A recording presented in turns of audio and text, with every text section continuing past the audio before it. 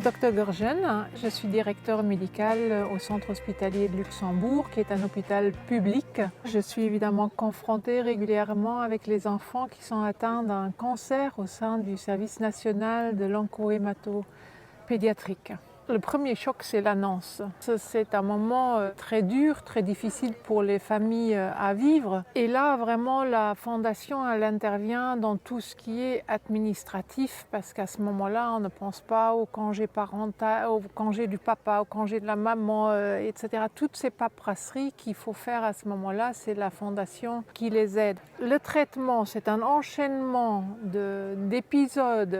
Et on est tellement pris dans ce tourbillon qu'à la fin, quand on arrive au but et qu'on vous dit maintenant c'est guéri, là il y a un down qui peut s'installer, un down psychologique où les gens vraiment ils ont besoin encore de l'aide. Psychologique, pas pour la famille, souvent pour la fratrie, parce que ce qu'on appelle les Schattenkinder, ce sont les enfants de l'ombre, parce que ces enfants-là, ils sont longtemps mis derrière, parce que tout se concentre autour de l'enfant malade, ce qui est quelque part aussi normal et humain. Mais donc c'est cette souffrance de la famille qui doit être prise en charge. Et là, la Fondation aide avec les soutiens psychologiques à la longue.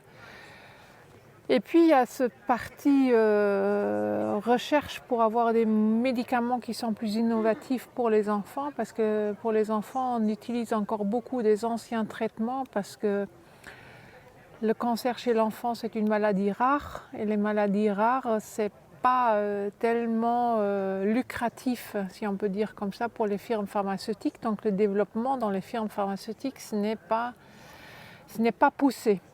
Et donc souvent on se retrouve face à des enfants et on n'a pas grand-chose à leur proposer que des traitements qui, pour l'adulte, sont souvent déjà révolus, où on a autre chose, mais les médicaments, les nouveaux médicaments n'ont jamais été testés chez les enfants.